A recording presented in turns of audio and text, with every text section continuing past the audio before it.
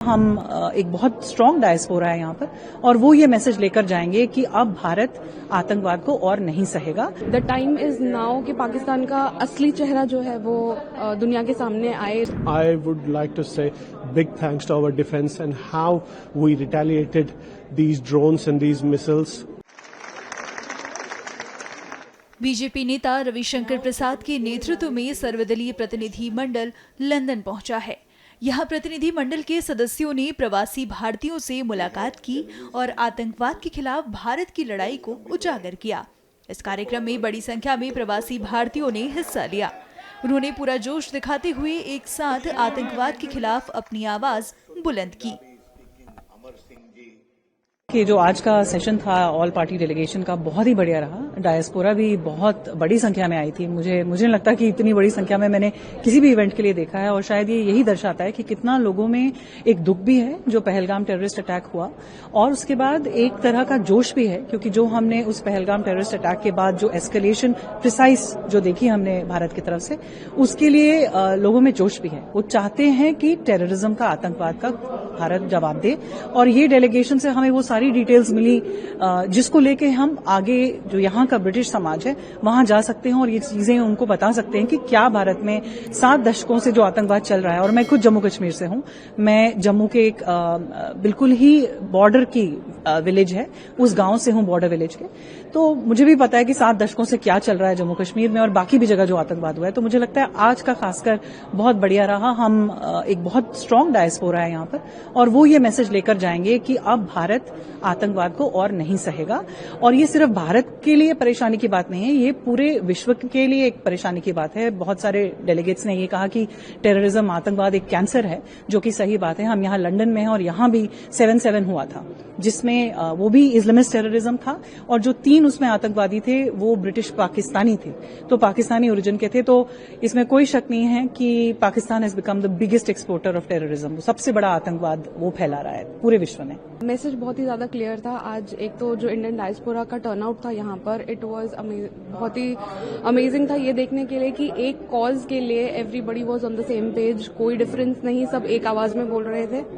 और दूसरी चीज यहाँ से जो मैसेज लेके जाएंगे बहुत क्लियरली एवरी सिंगल प्रेजेंटेशन जो हमारी पार्लियामेंट के जो मेंबर्स हैं उन्होंने एक आवाज में सबका एक ही मैसेज था कि द टाइम इज नाउ कि पाकिस्तान का असली चेहरा जो है वो दुनिया के सामने आए। जो वो डबल फेस उनका जो एजेंडा है, जो डबल फेस एजेंडा है उनका, दुनिया के सामने कुछ और अपने ही पड़ोसियों के साथ जो वो कर रहे हैं, it is going to come out, it is already out, everybody is saying and it's important that जो भी यहाँ पर आए हैं, जो भी इन्होंने आज सुना है सबको बोलते हुए, इट्स इम्पोर्टेंट कि वो मैसेज वो सब तक लेकर जाएं।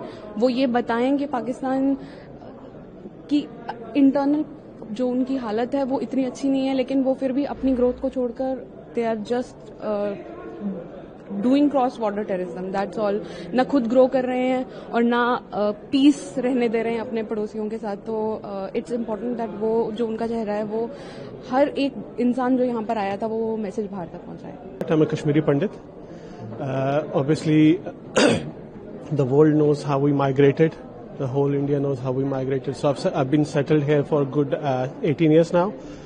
And as we know why we are here, and the delegation, what they delivered today, the message, and this is what we have been delivering as well across the community since the operation began and since the terrorist attack actually started. Because we know what we have suffered, we have been part of this terrorism, how we suffered.